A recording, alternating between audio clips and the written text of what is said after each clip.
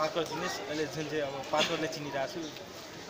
मैले चाहिँ यो पार्कर गेम चाहिँ फ्री रनिङ गरेको 15 वर्षदेखि गरिरहेको हो र अब यस्तै बालुवाहरूमा नै ग्राउन्डहरूमा हाम्रो नेपालमा भएको भौगोलिक अनुसार जस्तो ठाउँहरू छ त्यस्तैमा प्र्याक्टिस गर्दा गर्दै चाहिँ अब सङ्घर्ष गर्दै आएँ। अनि यसरी नै अब मैले एउटा हाम्रो गाउँको सापतेल स्कुलमा चाहिँ मैले स्टुडेन्ट सो गर्दाखेरि चाहिँ त्यहाँ कार्यकाल आइजिपी सर सनत सरले चाहिँ मलाई एउटा राम्रो प्लेटफर्म दिनुभयो र सशस्त्र प्रहरीमा ल्याइदिनु भयो।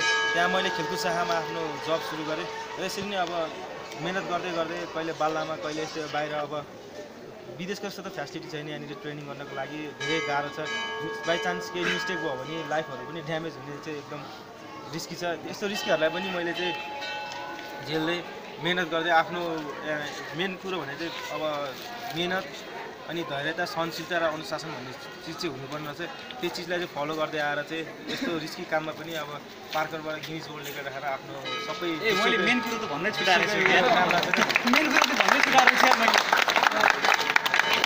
मोस्ट ट्विस्टिङ के भन्ने बिदा है मोस्ट ट्विस्टिङ ब्याक फ्लिप बिदामा तपाईँको गिनिज वर्ल्ड रेकर्ड राख्नु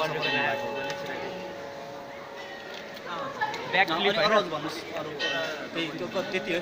अनि उहाँलाई अमेरिकाको कुराहरू पनि गर्नु अहिले हाल चाहिँ WFPF वर्ल्ड पार्कर फेडरेसनबाट चाहिँ सबै विदेशहरूको चाहिँ वर्ल्ड वाइड रजिस्टर भइसकेको थियो वर्ल्ड वाइडमा। हाम्रो नेपालको चाहिँ बाँकी थियो।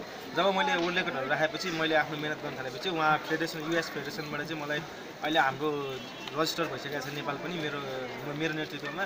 र अब मलाई चाहिँ वहाँनिर 3 महिनाको लागि इन्स्ट्रक्टर ट्रेनिङ र अनि US पार्कर च्याम्पियनसिपको लागि चाहिँ बोलाउनु भएको छ। त्यो खेलेर आइसकेपछि चाहिँ अब पार्कर सेसन खोल्ने अनि आफू जस्तै खेलाडीहरूलाई अरू पनि प्रट आउट गर्ने पार्कर बनाएर चाहिँ विश्व सामु चिनाउने एउटा चाहिँ मेरो लक्ष्य छ। धन्यवाद।